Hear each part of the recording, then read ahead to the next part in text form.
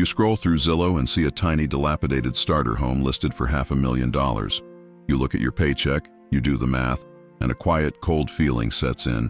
This is impossible. You work hard, you save. But the dream your grandparents lived feels like a fantasy, a black and white photograph from a forgotten country. That country is the 1950s, the post-war American boom, an era that has become a powerful, almost mythical symbol in our collective memory.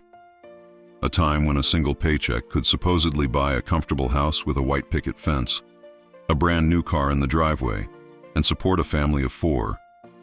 But was that dream real? Or is it just a nostalgic illusion, polished by decades of television shows and wishful thinking? How much did you actually have to make to live that life? In this video, we are putting the American dream on trial. We are going back to the 1950s to break down the numbers. We will put real price tags on everything, from a suburban home to a gallon of milk. We will calculate the exact income you needed to survive, to be middle class, and to be considered truly wealthy. And then we will uncover the brutal hidden costs of that dream, the price that was paid in conformity, inequality, and fear. This is the real balance sheet of the American dream. Before we can understand the dream, we have to understand the struggle. For millions of Americans in the 1950s, life was not a scene from Leave It to Beaver. It was a daily grind for survival. In 1955, the federal minimum wage was just 75 cents an hour. Working a full 40-hour week, you would earn $30. That's about $1,160 a year. So what could $1,160 a year buy you? Not much. A cramped one-bedroom apartment in a city tenement building could cost you $40 to $60 a month, eating up nearly half of your income right off the top. There was no suburban house. There was no new car. Transportation was the bus, which cost about 15 cents a ride. Food was the next biggest expense. A loaf of bread was about 18 cents. A gallon of milk, 92 cents. A pound of ground beef, 53 cents. While these prices sound magically low, they were a huge burden on a minimum wage salary. A family on this income was living on a diet of potatoes, bread, lard, and cheaper cuts of meat. Fresh fruit and vegetables were a luxury, not a staple. There was no room for error. A sick child, a broken-down appliance, a missed week of work, any one of these could plunge a family into destitution. There was no national health care system like Medicare or Medicaid. Those were a decade away. A simple doctor's visit cost $3 to $5, a significant portion of a day's wages. A hospital stay for something like an appendectomy could cost $200, more than a month's entire salary, and would lead to crippling debt. Survival was a tightrope walk without a safety net. This was the bottom of the 1950s economy, a world of financial anxiety and hardship that is often erased from the nostalgic picture. But this is the image we all remember. The single-income family, the house in the suburbs, the dad in his suit, the mom in her apron. This was the great promise of post-war America. And for a brief shining moment for a specific group of people, it was real. So how was it possible? It was possible because of a unique alignment of economic forces, a middle-class machine. First, America was the undisputed manufacturing powerhouse of the world. Europe and Japan were in ruins, and American factories had no competition. Second, labor unions were at the peak of their power. Over a third of the workforce was unionized, giving them immense bargaining power to demand good wages, benefits, and pensions. These forces created the good middle-class income. In the mid-1950s, a comfortable salary for a white-collar professional or a skilled union factory worker was around $5,000 a year. In today's money, that's about $57,000. For $5,000 a year, you weren't just solvent, you were successful. Let's go shopping. First, the house. The cornerstone of the dream, made possible by the GI Bill, which gave returning veterans access to low-interest, zero-down payment home loans. In 1955, the median price for a brand-new single-family suburban home was just $7,190. These were the famous Levittown houses, small but well-built, with 3 bedrooms and a modern kitchen. With a salary of $5,000, that house cost you just 1.6 times your annual income. A mortgage payment was around $45 a month, less than 12% of your income. Next, the car. Let's fill your new home. A state-of-the-art refrigerator was about $200. The black and white television that would become the family altar was about $150. A washing machine, a true domestic revolution, was around $120. And what about the future? Education. Sending a child to a public university for a full year, including tuition and fees, cost about $500.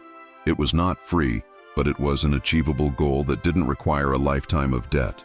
This was the mathematical reality of the 1950s middle-class dream.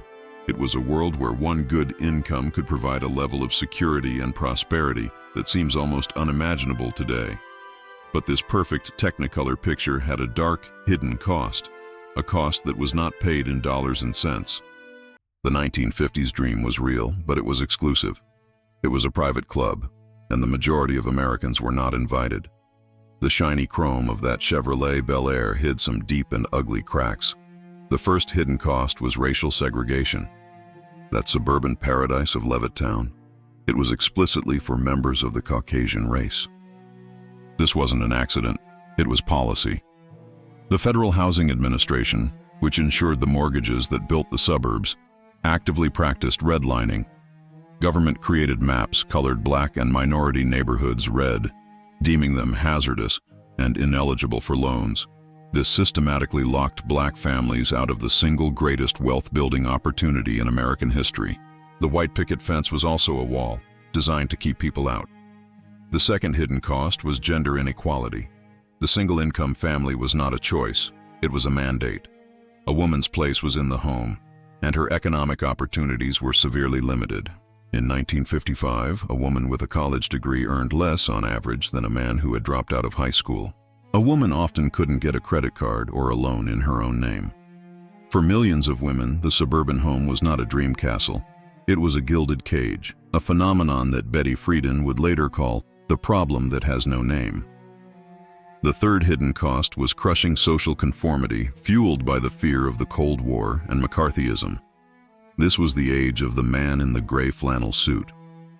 Individuality, dissent, and nonconformity were often seen as suspicious, even subversive. You were expected to work for the same company for life, to live in a neighborhood where everyone looked and thought like you, and to never ever rock the boat. The pressure to keep up with the Joneses was immense. And finally, there was the constant nagging fear of financial ruin. While the middle class was prosperous, their security was fragile. This was a world before Medicare and Medicaid. Most families had at best a very basic health insurance plan through their employer. A single major illness, a catastrophic car accident, or a child with a chronic condition could bankrupt a family overnight. The social safety net we know today simply did not exist.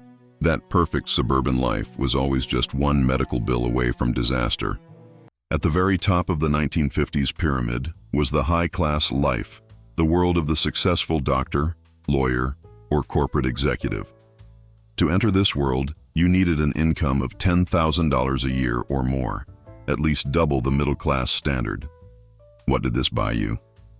It bought you a larger, custom-built home in a more exclusive suburb, perhaps with a swimming pool.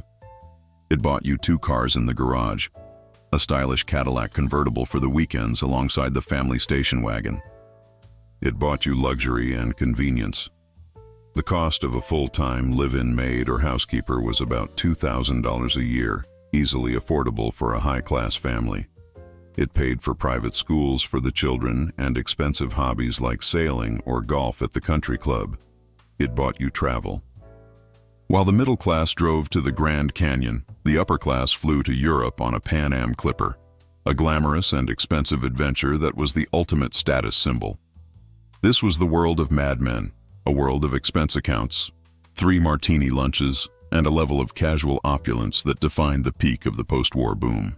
So let's return to our original question. Was it really easier to live in the 1950s? From a purely financial perspective, for a specific group of people, the answer is an undeniable yes. But that affordability came at a steep price.